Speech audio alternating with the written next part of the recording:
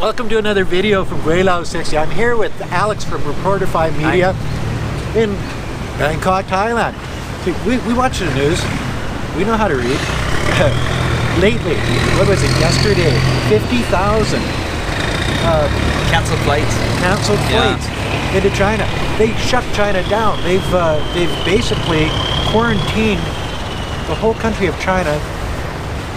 Well, let's talk about what airlines are still going there. Pretty much most of the Chinese carriers going in and out of the country are going there, but in the last week I've heard Qantas has pretty much suspended flights all the way up until May. All the American airlines are American Airlines, United Airlines, Air Canada, obviously, because I'm sitting in Bangkok because they canceled my flight, bastards. And then the ones that are still flying are really restricted. So, but not only that, even if you do get a Chinese air carrier taking you into, say, the United States, 14 days in quarantine.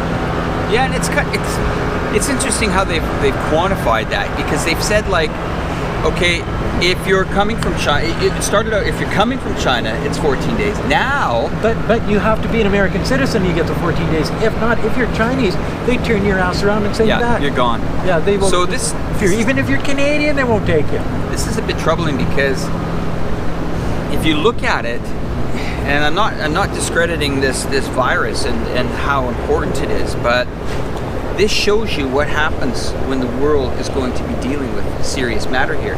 Now, of course, this is a serious matter. As we're sitting here today, I think the count was a little bit over 800 and some deaths. I think there was 89 people died in the last 24 hours. 89 people died. It's the largest number of deaths in one day so far since the coronavirus was started in December 8th, I think. So, looking at that, and then also taking into consideration that, yes, it's something that people should focus on, but it's not as, if we're going to compare it to other viruses, but back up a little bit here, because you can't say that. If you carry a Chinese passport, you can't get on a cruise with Norwegian cruise lines. You can't get on a cruise with Royal Carribean cruise lines. And you're saying a Chinese passport. Okay, you're a student studying in Toronto and you haven't been back to China for 4 years. And you've got a Chinese passport. You're still not allowed on because you've got a Chinese passport. They said it doesn't matter your residency. If you have a Chinese passport, you're not allowed on our cruise lines. And you know what that does is that once that starts to get down to the, we'll call it, is that racial profiling, racial discrimination? I would say, well, ethnic discrimination, because Chinese is. I got a call from a lady from one of the major media outlets in China yesterday, and she said that she's sending her son to Thailand. And I said, why are you sending your son to Thailand? She says, well, he has to go to school in Australia. I said, well, can't you just fly him direct there? First of all, no, because the airlines. But she says, I'm getting him to stay in Thailand for 2 weeks so he passes the quarantine to get into Australia.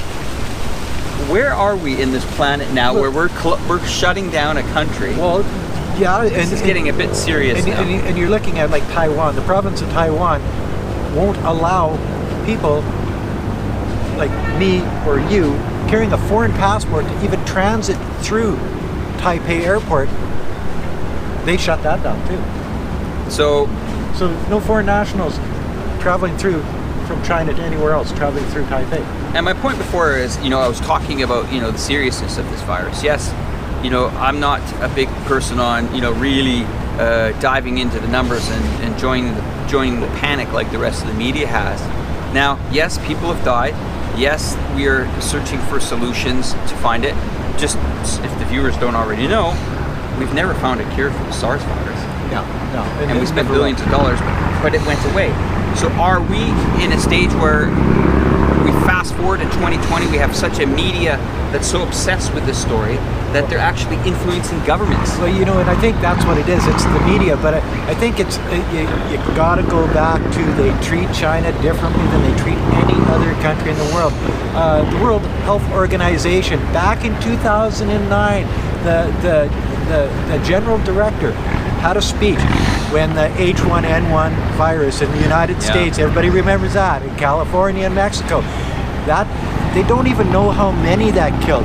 They estimate 203,000 people because it spread around the world, but it started in the United States. It spread around the world. Nobody was wearing masks. There was nobody stopping the air carriers.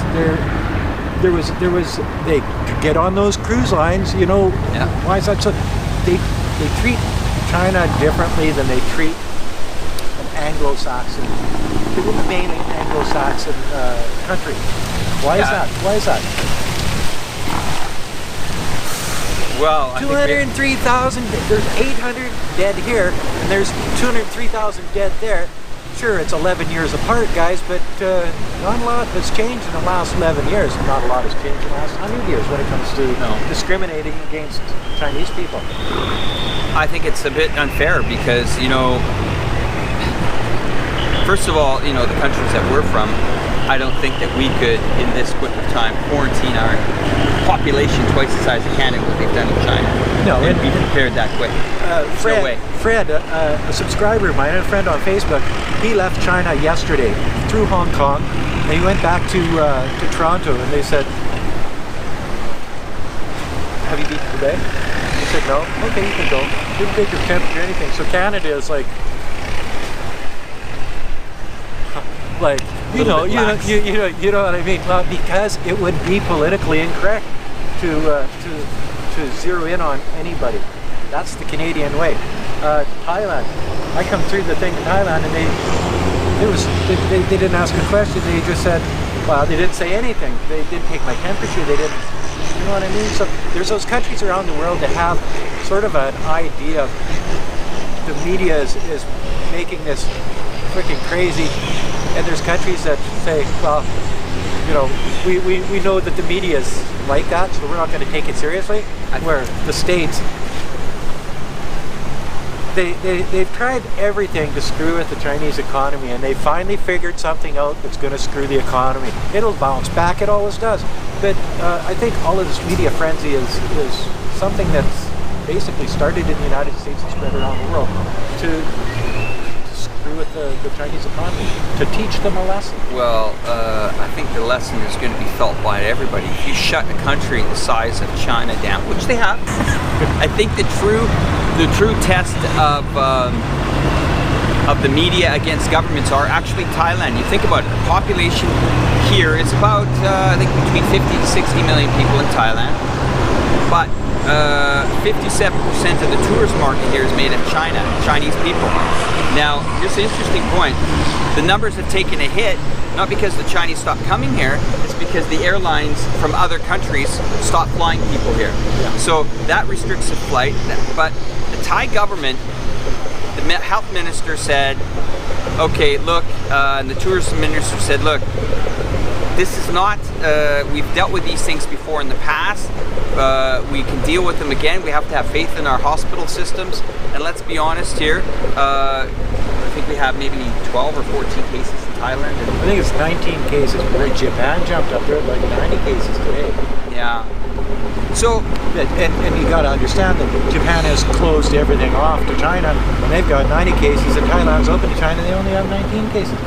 Well, I'm gonna be quite surprised how long this closure is gonna last, because at least to the end of March, beginning of April.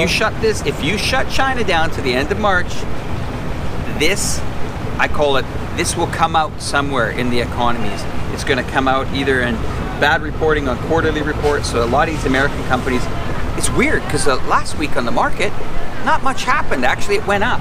Well, they had to shut a plant down, a Toyota plant down, because they couldn't get the parts out of China. And Apple stopped. Starbucks is down. Starbucks is shut down. Nobody wants to go to Starbucks and drink coffee because they might get the virus. China is still like deserted. Like seriously, I get video out of China every day, and there's nobody on the street. I got some stuff out of Chongqing from the state media yesterday. Ghost town. Yeah, 33 million people. Ghost town. Exactly. They're self-quarantining themselves. If the government hasn't quarantined them, they quarantine themselves. They're not traveling. You don't have to shut the airfare down between China and other places because the Chinese aren't going to go there. Why? Because they don't want to spread it. They're the responsible ones. Absolutely. If we would have done that in 2009 in the United States, how many of that 203,000 people would have lived? Well, we're back to the scenario, you damned if you you damn it you don't. I mean, it doesn't matter what the Chinese people do now, people are going to be ramming it down their throat anyway. Oh, well, you've quarantined. So here's what's going to happen. Probably in about 2 months from now, we're going to see the financial markets get corrected. They'll probably bounce back, but they'll get corrected. And people go, well, this is because China, China did it. China did it. And the thing that is really disturbing is, because I chat with quite a few people still inside China on a day-to-day basis. And they're just, I'm saying, what are you doing? Oh, no, we're following what the government mandated. We're staying in. We're being responsible adults. We're not going out. We're waiting for the government. And this is, can you imagine this happening in the United States of America? They would rip stores apart. TVs would be, they'd be looting everywhere. The insurance companies would go bankrupt. Absolutely. Overnight. So have we heard many media reports of stores being crashed in China? It doesn't happen in China. Have we heard of pharmacies being their windows They're not smashed like in? that. Well, I went into a pharmacy because everybody knows I self-medicate, not just with beer. But, so I went into a pharmacy just before we left because I like to get my statins and all this other stuff. And then I picked up some antibiotics and some antiviral stuff just in case, you know what I mean?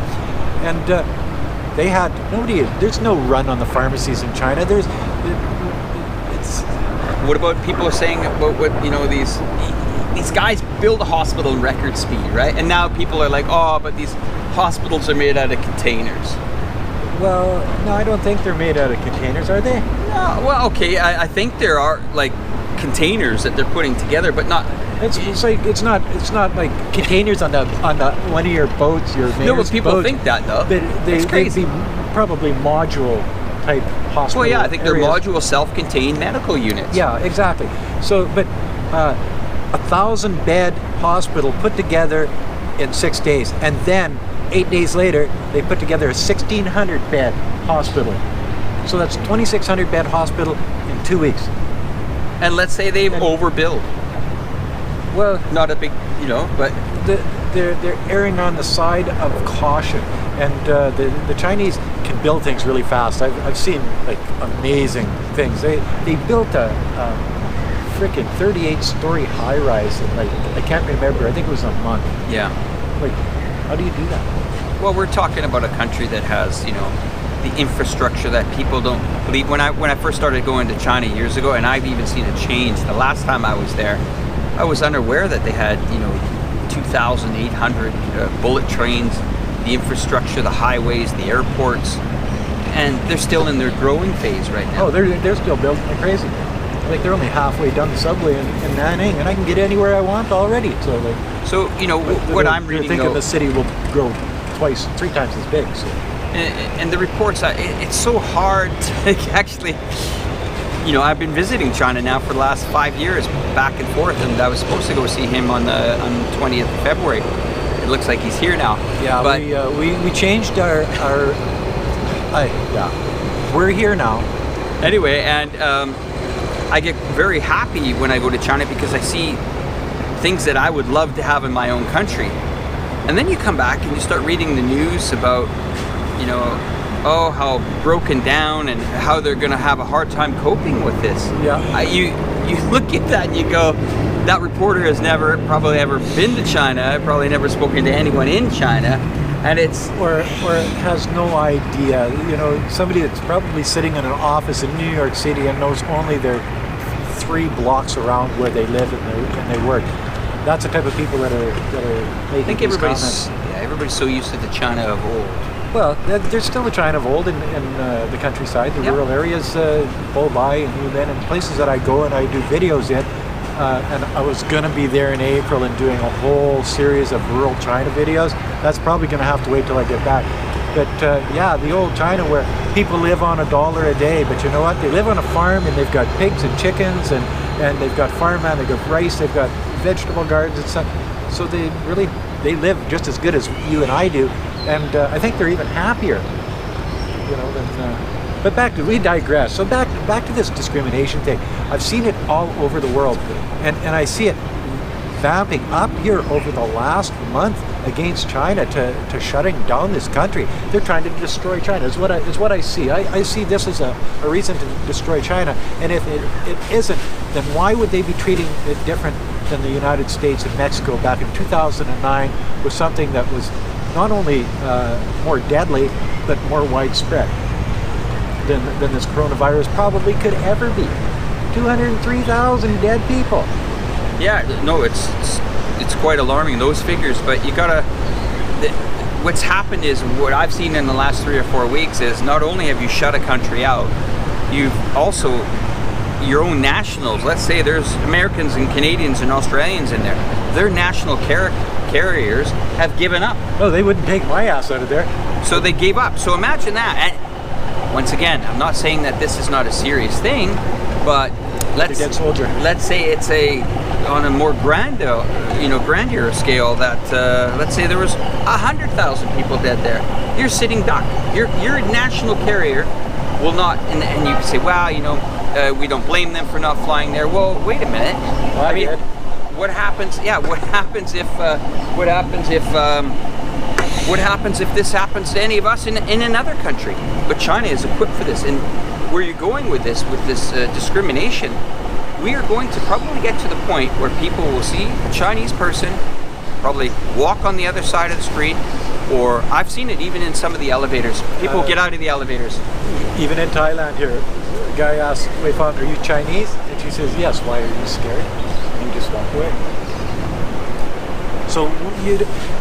And that's the result of the media bashing China. Big time. That's the result of the American government, and yeah, I'm talking to you, Donald, bashing China. Oh, we want to help. No, you don't.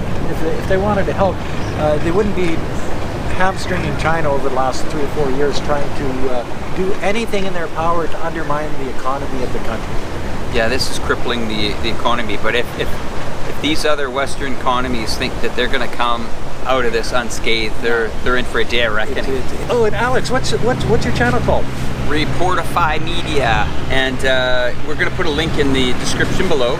Yeah, and we'll put a card up, let's say at 3 minutes on this video, we'll put a card, it'll come up, bang, and that'll be a direct link to Alex's channel. I think you guys would enjoy it, because if you like to see a lot of things in China, like a little bit different style than Gweilo here. His editing is way better than mine. Come on. My wife's editing. Actually, his wife does editing. I've been trying to get Wei Fang to do my editing for me, and she says no. But my latest one is I'm in a major shopping mall in China, and then the new one that's coming up. You guys are really gonna find this interesting. I'm not gonna give too much away, but we go to an old part of Chongqing, and we wanted to do people watching, but something else happened, so you guys are gonna have to watch for that. All right. Anyway, that's another video from Gweilo 60. If you like this video, as always, like, comment, subscribe, push that share button, and thanks for watching. Oh, don't forget to put a couple bucks in the Patreon account. It's for rural Chinese children. Even though we're not in China right now, we're still collecting money for this worthy cause. So put a couple bucks, dig down deep, $10, $15, $20. Thanks for watching. Bye now.